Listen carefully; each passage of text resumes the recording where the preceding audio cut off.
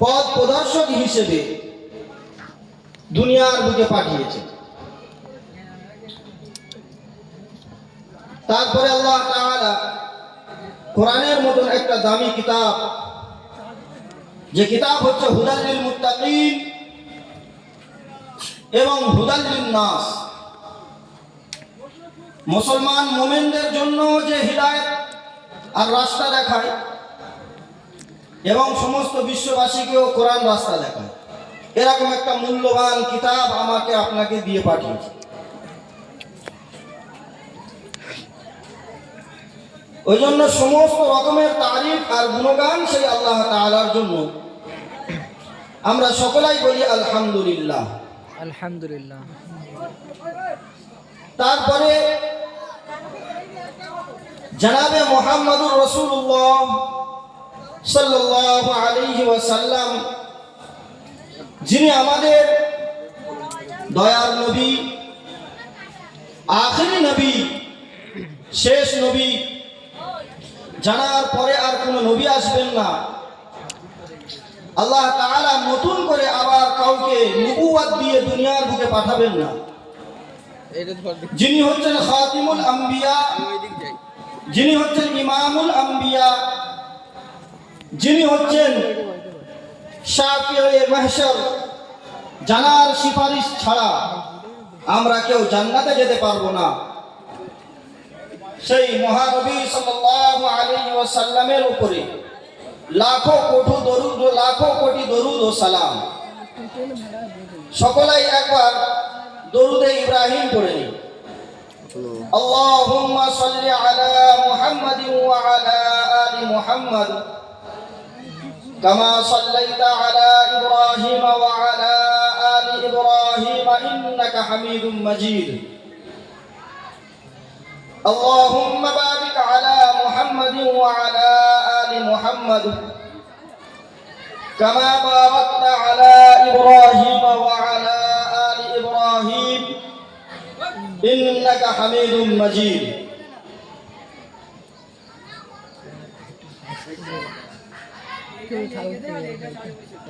سبحانك لا علم لنا إلا ما علمتنا إنك أنت العليم الحكيم.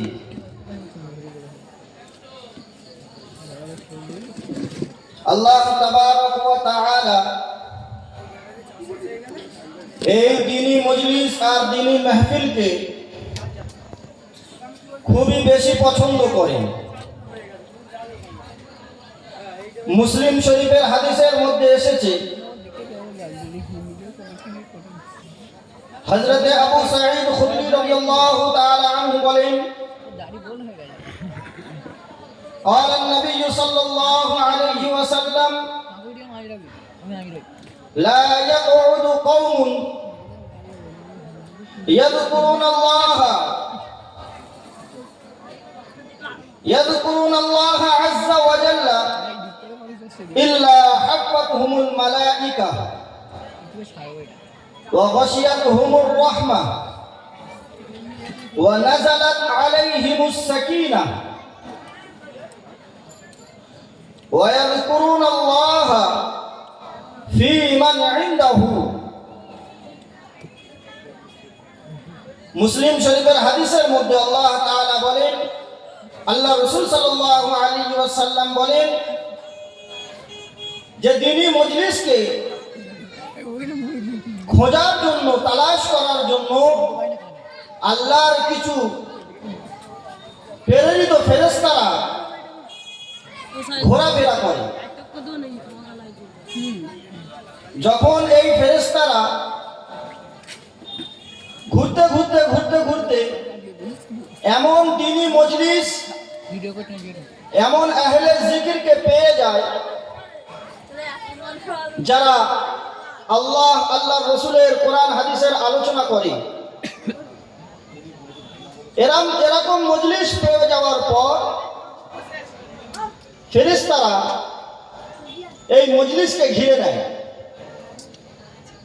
হাফাতহুমুল মালাইকা, ফেরেশতারা এই মজলিসকে পরিপূর্ণভাবে ঘিরে নেয়। ওয়া গাশিয়াতহুমুর রাহমা, আর আল্লাহর রহমত তাদেরকে ঢেকে নেয়। ওয়া নাযালাত আলাইহিমুস সাকিনাহ, আর আল্লাহর তরফ থেকে এই মজলিসের উপরে শান্তি বর্ষিত হতে থাকে। এবং আল্লাহ রাব্বুল আলামিনের বান্দারা আল্লাহ এবং আল্লাহর রাসূলের কোরআন হাদিসের যে আলোচনা দুনিয়ার বুকে মানুষ জাতির সামনে করছে, তো আল্লাহ তাআলা এই মজমার আলোচনা, এই মাহফিল আর এই মজলিসের আলোচনা ফি মান ইনদাহু, তাদের কাছে করে যারা আল্লাহ রাব্বুল আলামিনের কাছে আছে, অর্থাৎ ফেরেশতারা। এই মজলিসের জিকির আল্লাহ তাআলা ফেরেশতাদের কাছে করেন। তাহলে বলেন এই মজমার কত দাম আল্লাহ দিয়েছেন। আমি আপনি আল্লাহর জিকির, আল্লাহর আলোচনার মধ্যে চলে আসবে। আল্লাহ তাআলা আমার আপনার আলোচনা ফেরেশতাদের কাছে করবেন, যে ফেরেশতারা হচ্ছে পরিপূর্ণ মাসুম। এটা এই হাদিসটা মুসলিম শরীফের মধ্যে শর্টে এসেছে। এর বিস্তারিত ভাবে এই মজলিসের আলোচনা বুখারী শরীফের মধ্যে এসেছে। বুখারী শরীফের মধ্যে আছে একদল ফেরেশতা এই দ্বীনি মজলিসকে খুঁজতে থাকে রাস্তায় রাস্তায়। যখন দ্বীনি মজলিসকে, আহলে জিকিরকে, যারা আল্লাহর জিকিরের মধ্যে লিপ্ত, এরকম জামাতকে, এমন দলকে, এমন জাতিকে যদি তারা পেয়ে যায়, তারা একে অপরকে ডাক দেয় যে এই ফেরেশতা মণ্ডলী, তোমরা যারা আহলে জিকিরকে খুঁজছো, তালাশ করছো, এই দেখো এখানে চলে আসো, এই মজমাটা এখানে কায়েম হয়ে আছে। তারপরে তারা এই মজমাকে চারিদিক দিয়ে ঘিরে নেয় নিজের ডানা দিয়ে, এবং এই মজমাটা আস্তে আস্তে যখন জড়ো হতে থাকে, এর সংখ্যা বাড়তে বাড়তে প্রথম আসমান পর্যন্ত ঠেকে যায়।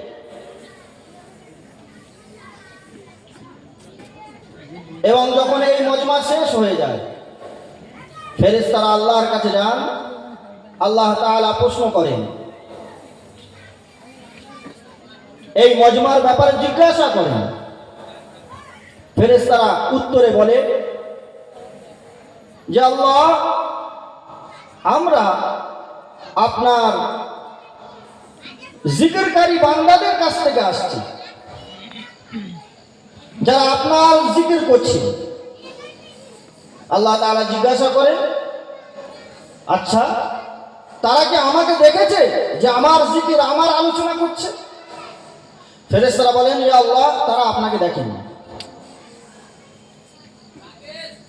আল্লাহ তাআলা জিজ্ঞাসা করেন, আচ্ছা যদি তারা আমাকে দেখতো তাহলে তাদের অবস্থা কি হতো? ফেরেশতারা বলেন, আল্লাহ, যদি এই আহলে জিকির, জিকির করনে ওয়ালারা যদি আপনাকে দেখতো, তো তারা আপনার তসবিহ, আপনার বড়ত্ব, আপনার মহত্ব, আপনার কিবরিয়াই, আপনার জালালত, আপনার প্রশংসা, আপনার তারিফ তারা আরো বেশি বেশি করে করত। আল্লাহ রাব্বুল আলামিন জিজ্ঞাসা করেন ফেরেশতাদেরকে, তারা কোন জিনিসের আশা করছে? ফেরেশতারা বলেন, ইয়া আল্লাহ, তারা জান্নাতের আশা করে। আল্লাহ পুনরায় জিজ্ঞাসা করেন যে তারা কি জান্নাতকে দেখেছে? ফেরেশতারা বলেন, না, তারা জান্নাতকে দেখেনি। আল্লাহ তাআলা পুনরায় জিজ্ঞাসা করেন, যদি তারা জান্নাতকে দেখতো তাদের কি হালত হতো? ফেরেশতারা বলেন, ইয়া আল্লাহ, যদি তারা জান্নাতকে দেখতো তো এর লোভে পড়ে যেত, এর আরো বেশি করে লালচ করত, এর দিকে আরো বেশি ঝাঁপিয়ে পড়ত। আল্লাহ তাআলা জিজ্ঞাসা করেন তারা কোন জিনিস থেকে নিরাপত্তা চাচ্ছে, কোন জিনিস থেকে তারা বাঁচার চেষ্টা করছে। ফেরেশতারা বলেন তারা জাহান্নাম থেকে বাঁচার চেষ্টা করছে। আল্লাহ তাআলা বলেন যে তারা কি জাহান্নামকে দেখেছে? ফেরেশতারা উত্তরে বলেন যে না, তারা জাহান্নামকে দেখেনি। আল্লাহ তাআলা জিজ্ঞাসা করেন যদি তারা জাহান্নামকে দেখতো তাদের হালত কি হতো? ফেরেশতারা বলেন এ আল্লাহ, যদি তারা জাহান্নামকে দেখতো তো জাহান্নামকে তারা আরো বেশি বেশি ঘৃণা করত, জাহান্নামকে আরো বেশি বেশি তারা নফরত করত, জাহান্নাম থেকে দূরে পালানোর আরো বেশি বেশি চেষ্টা করত। আল্লাহ তাআলা বলেন এই ফেরেশতা মণ্ডলী, তোমরা সকলাই সাক্ষী থেকো, এই সমস্ত আহলে জিকিরের গুনাহ খাতাকে আমি আল্লাহ মাফ করে দিলাম। এরকম মজলিস ওয়ালাকে যারা বসে আছে তাদের সকলের গুনাহকে আল্লাহ তাআলা মাফ করে দেন। শেখ জাকারিয়া রহমাতুল্লাহ আলাইহি ফাজাইলের আমালের মধ্যে এই কথা উল্লেখ করেছেন যে যখন আল্লাহ তাআলা কোন গুনাহকে বিনা তওবায় মাফ করেন, সেই গুনাহ হচ্ছে গুনাহে সগীরাকে আল্লাহ তাআলা মাফ করে দেন। অর্থাৎ যত পিছনের ছোট ছোট গুনাহ আছে আল্লাহ তাআলা সমস্ত গুনাহকে মাফ করে দেন। কিন্তু গুনাহে কবিরা যেটা তওবা ছাড়া মাফ হয় না সেটা নয়। তবে আশা করা যায় যারা দ্বীনি মজলিসের মধ্যে, দ্বীনি মাহফিলের মধ্যে বসবে, তাদের পিছনের যদি সগীরা গুনাহ মাফ হয়ে যায় তো এই ব্যক্তিটার দিলের মধ্যে গুনাহে কবিরা থেকে তওবা করার নসিব আল্লাহ তাআলা করে দেন।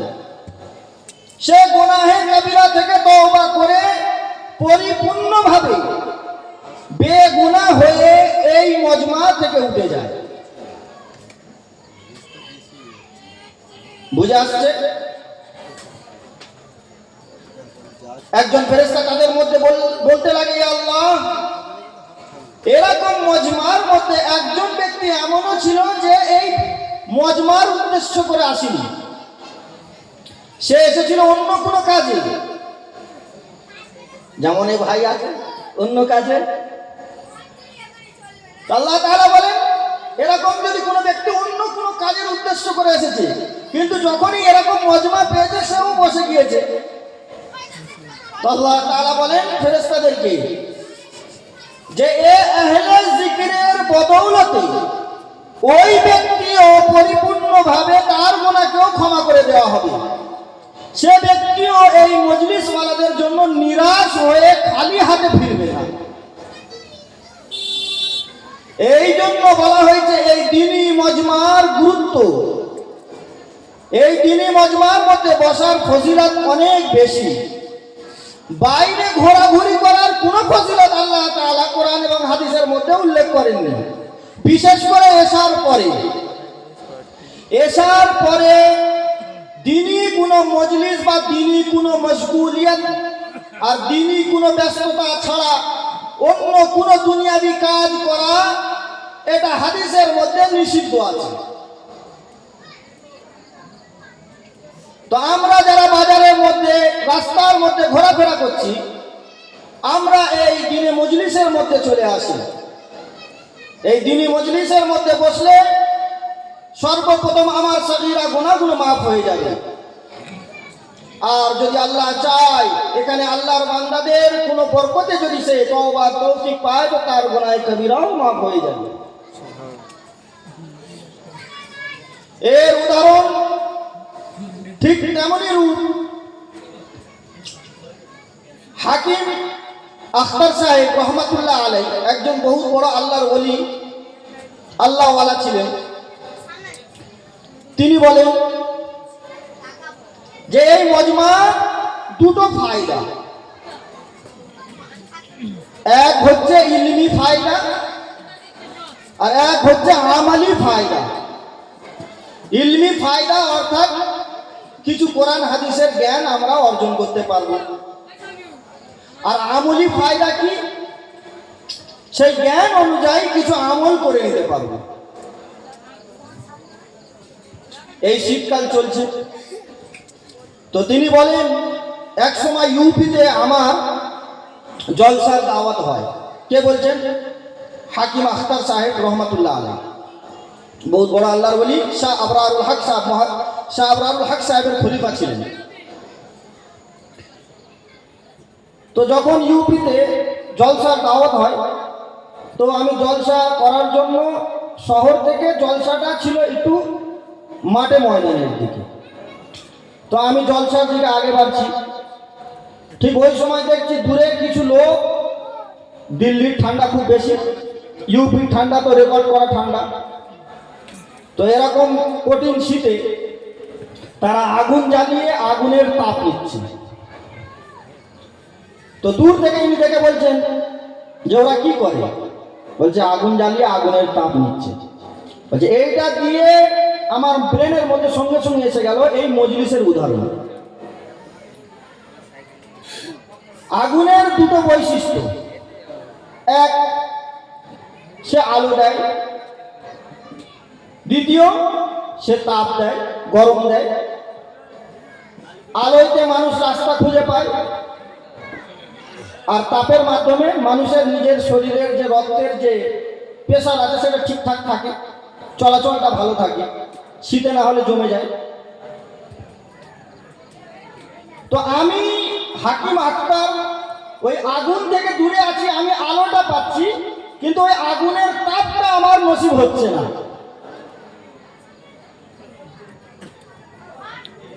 তেমনি রূপে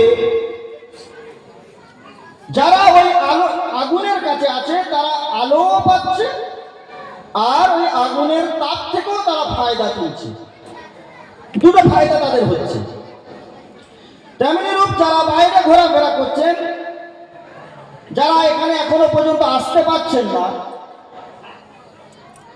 এনাদের ইলমি ফায়দা তো হবে, কান পর্যন্ত তো পৌঁছে যাবে কথাটা, আলোটা তো পৌঁছে যাবে, কিন্তু এই আলো মোতাবেক চলার জন্য এই আমলের যে তৌফিক, এটা সে তিনি পাবেন না।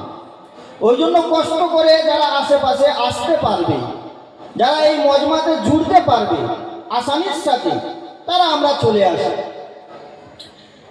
কেন এর দ্বিতীয় ফায়দা যেটা, সেটা হচ্ছে আমলি ফায়দা। যেমন আগুনের কাছে থাকলে তাপ পাওয়া যায়, তেমনি এই মজমার মধ্যে আসলে, এই মজমার মধ্যে অনেক ব্যক্তি এমন আছে যাদেরকে আল্লাহ তাআলা খুবই ভালোবাসেন, তারা ইখলাসের সাথে বসে আছে। এই ইখলাসওয়ালা ব্যক্তিদের ওসিলা করে, জরিয়া করে আমি ব্যক্তি গুনাহগারকে আল্লাহ তাআলা আমার দিলের মধ্যে এই অনুভূতি জাগাতে পারেন যে এখানে তো বহুত আল্লাহওয়ালা আছে, ফিকের একটা আল্লাহ তাআলা আমার দিলের মধ্যে দিতে পারেন যে আমি এতদিন বেনামাজি ছিলাম, বেআমল ছিলাম, আজকের এই জলসার মধ্যে এসে কোনো একজন ব্যক্তির বা কোনো এক আল্লাহওয়ালার জরিয়া বা মাধ্যমে এই ব্যক্তিটাও আমলি জিন্দগিতে পরিণত হতে পারে। ওই জন্য ভাই, যারা আমরা বাইরে আছি চলে আসি, মজমার মধ্যে এসে বসি। এই মজমার মধ্যে বসলে আল্লাহ তাআলা আমাদের গুনাহ খাতাগুলোকে মাফ করে দেবেন। এক হাদিসের মধ্যে আসে যে এক সময় আল্লাহ রাসূল সাল্লাল্লাহু আলাইহি ওয়াসাল্লাম মসজিদে নববীতে বসেছিলেন। মসজিদে নববী মানে আল্লাহ রাসূল সাল্লাল্লাহু আলাইহি সাল্লামের যে মসজিদ, আমরা সচরাচর মদিনা শরীফ বলি, হালাকে মদিনা শরীফ কোনো মসজিদ নয়, মদিনা শরীফ শহরটার নাম। আর আল্লাহ রাসূলের মসজিদের নাম কি? মসজিদে নববী।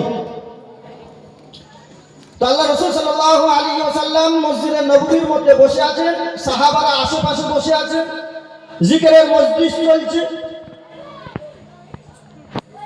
এমন তো অবস্থায় তিনজন ব্যক্তি আসেন। এই তিনজন ব্যক্তির মধ্যে একজন এসে সরাসরি বসে যায় মজলিসের মধ্যে,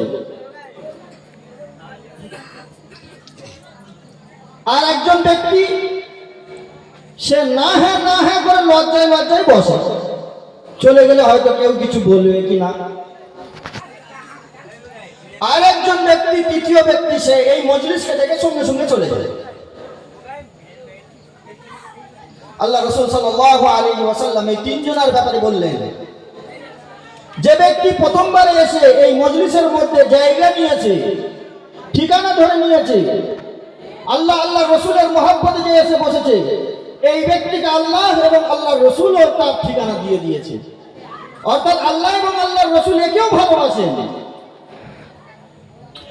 আর যে ব্যক্তি না হ্যাঁ করে লজ্জায় লজ্জায় এসে বসেছে, তো এই লজ্জাইতে তার বসে যাওয়া, পুনরায় সে যখন ফিরে যাবে, আল্লাহ তাআলা একে খালি হাতে পাঠানোতে লজ্জা বোধ করে।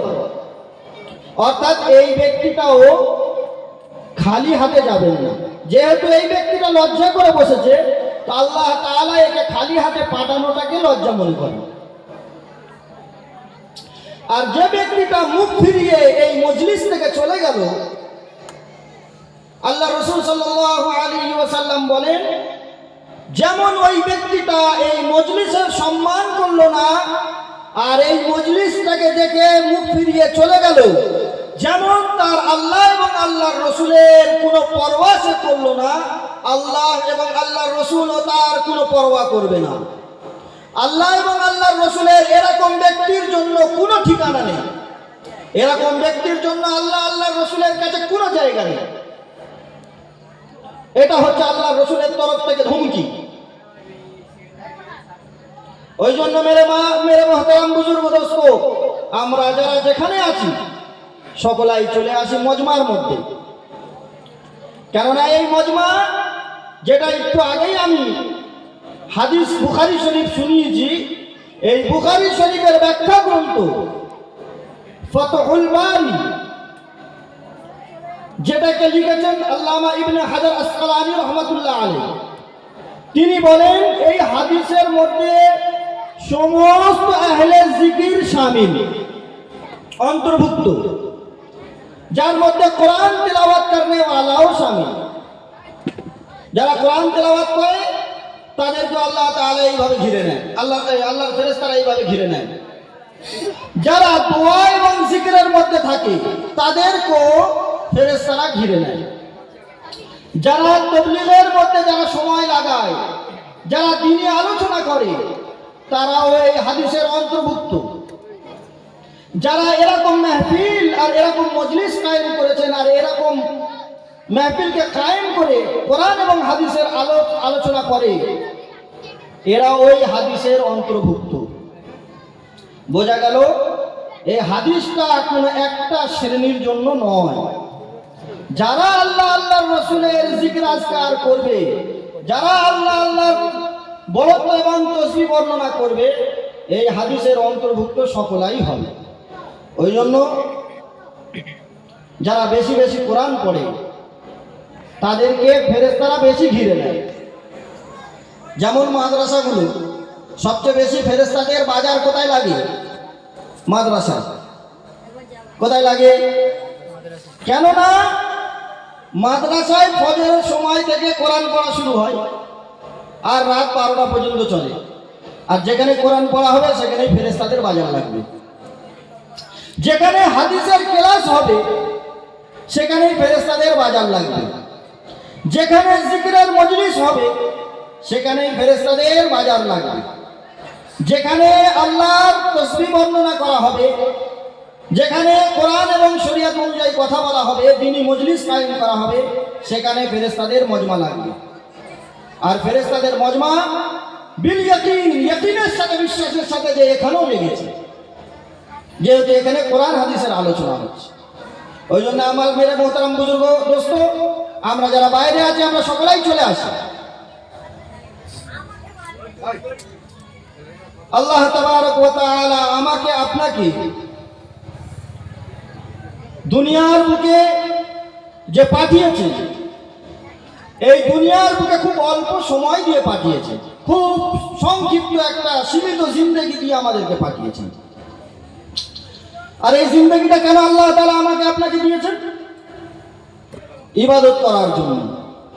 সূরা জারিয়াতের 56 নম্বর আয়াতের মধ্যে আল্লাহ তাআলা বলেন, ওয়ামা খালাকতুল জিন্না ওয়াল ইনসা ইল্লা লিয়াবুদুন, যে আমি মানুষ জাতিকে এবং জিন জাতিকে সৃষ্টি করেছি একমাত্র আমার ইবাদত করার জন্য, অন্য কোনো ফাজলামির জন্য, তিনি তামাশার জন্য, দুনিয়াবি তামাশার জন্য তাকে দুনিয়ার বুকে পাঠানো হয়নি, তাকে বেকার বেকার সৃষ্টি করা হয়নি। সূরা মুমিনুনের 115 নম্বর আয়াতের মধ্যে আল্লাহ তাআলা বলেন, আফা হাসিবতুম আন্নামা খালাকনাকুম আবাতা ওয়া আন্নাকুম ইলাইনা লা তুরজাউন, এই মানুষ জাতি তোমরা কি এটা ধারণা করেছো যে তোমাদেরকে আমি আল্লাহ বেকার বেকার সৃষ্টি করেছি, অহেতুক সৃষ্টি করেছি, আর তোমাদেরকে আমার কাছে ফিরে আসতে হবে না? আমি আল্লাহ তোমাদেরকে এমনি এমনি সৃষ্টি করিনি, একটা মকসদের একটা উদ্দেশ্য আছে। সেটা কি? বান্দা তুমি আমার ইবাদত করবে, আমি আল্লাহ এই ইবাদতের ফলাফল তোমাকে দান করব। বান্দা তুমি যদি বিগড়ে চলো, আমার হুকুম আহকাম যদি না তৈরি করো, আমার হুকুম আহকাম যদি না মেনে চলো, আমি আল্লাহ তোমার জন্য শাস্তির ব্যবস্থা রেখেছি। হুকুম আমার চলবে। আমরা তখন বলেছিলাম রূহ জগতের মধ্যে, যখন আল্লাহ তাআলা আমাদেরকে জিজ্ঞাসা করেছিলেন, সূরা আরাফ 172 নম্বর আয়াতের মধ্যে আল্লাহ বললেন, আলাস্তু বিরাব্বিকুম, আমি কি তোমাদের রব নই? আমরা তখন এক বাক্যে বলেছিলাম, ক্বালু বালা শাহিদনা, অবশ্যই আপনি আমাদের রব, আপনি হচ্ছে আমাদের স্রষ্টা, আপনি হচ্ছে আমাদের খালিক এবং আপনি আমাদের মালিক। আপনি ছাড়া আমাদের কোনো দেবতা, কোনো পুজো করনেওয়ালা কেউ নেই। আমরা একমাত্র আপনারই ইবাদত করব, একমাত্র আপনাকেই রব বলে মানব, একমাত্র আপনি হচ্ছে আমাদের স্রষ্টা এবং সৃষ্টিজীবের, মানে সমস্ত সৃষ্টিজীবকে আপনি তো সৃষ্টি করেছেন, তাহলে আপনি হচ্ছে আমাদের রব।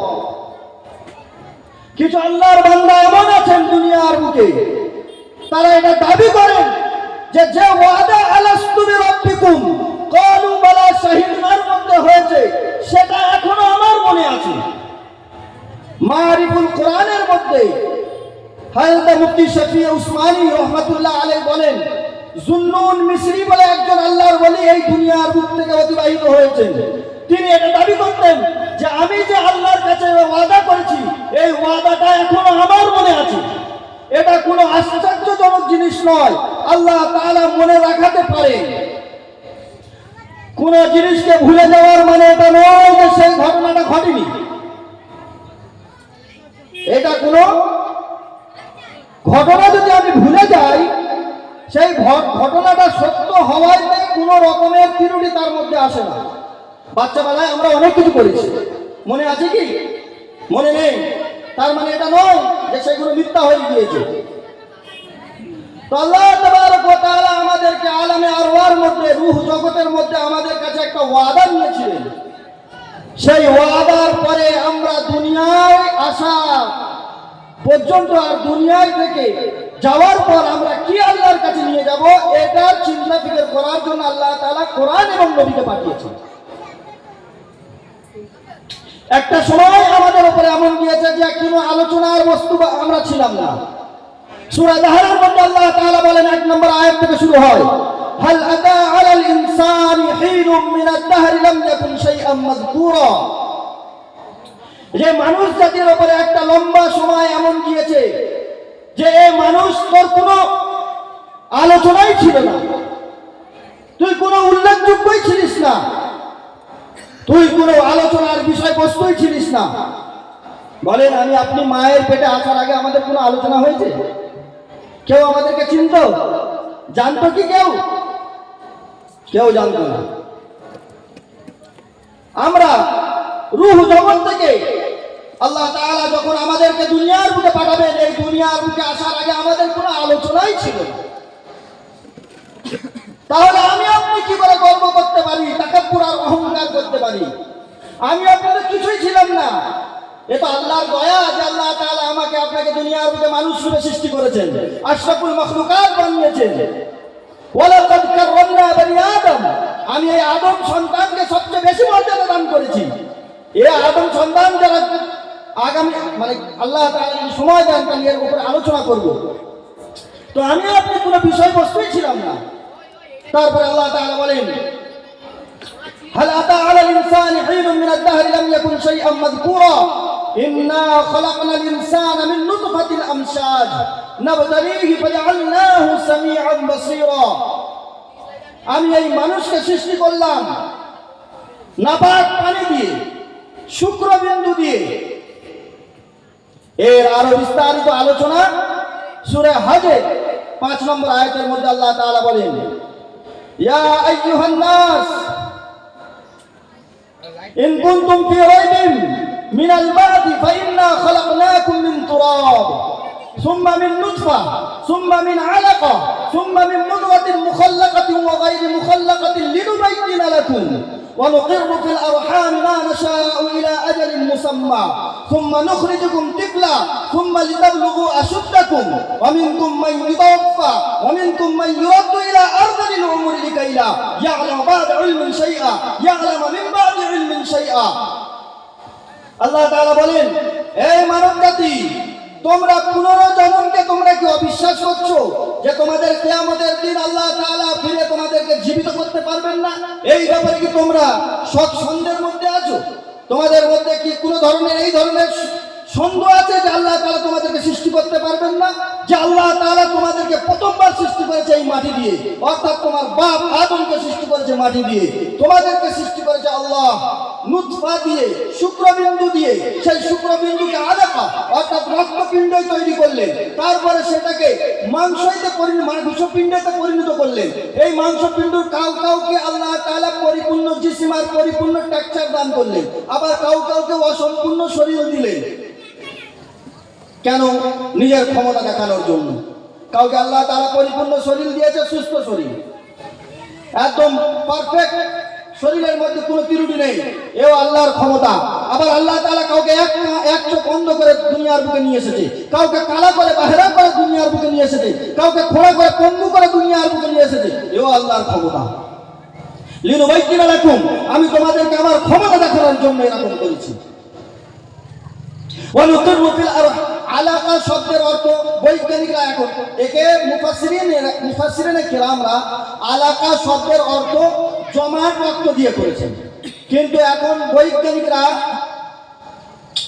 এই আলাকা শব্দকে বলেছেন যে এটা জমাট রক্ত নয়, বরং এটা হচ্ছে মানুষ মানে পুরুষের শুক্রবিন্দু আর মহিলার ডিম্বাণু, এই দিয়ে আল্লাহ তাআলা সংযুক্ত করে এর একটা আকৃতি পেটের মধ্যে দেয়, মায়ের গর্ভের মধ্যে। তো এটাকে শর্টে বোঝানোর জন্য রক্তপিণ্ড বললাম, যেহেতু অনেক লোক চিন্তা করেছে। এবারে আলোচনা বিজ্ঞানের উপরে করতে পারে, কোনো অসুবিধা নেই। তো যাই হোক, আল্লাহ তাআলা কাউকে সম্পূর্ণভাবে দুনিয়ার বুকে নিয়ে এসেছেন, কাউকে অসম্পূর্ণভাবে। লিনুবাইয়িনা লাকুম ওয়া নুকিরু ফিল আরহাম মা নাশাউ ইলা আজালিন মুসাম্মা। আর আল্লাহ তাআলা চেয়েছেন যে আমি যতদিন চাইছি তার মায়ের গর্ভের মধ্যে আমি আল্লাহ রেখেছি, যখন আমার ইচ্ছা হয়েছে তখন আমি তাকে বের করে নিয়েছি। ওয়া নুখরিজু লাকুম তিফলা, তাকে বাচ্চা করে, শিশু বাচ্চা করে তার দুনিয়ার বুকে তাকে আমি নিয়ে এসেছি আল্লাহ। তারপর ওয়া মিনকুম মান ইউতাওয়াফা নুখরিজুকুম তিফলান সুম্মা লিতাবলুগু আশুদ্দাকুম, সে কচি শিশু হয়ে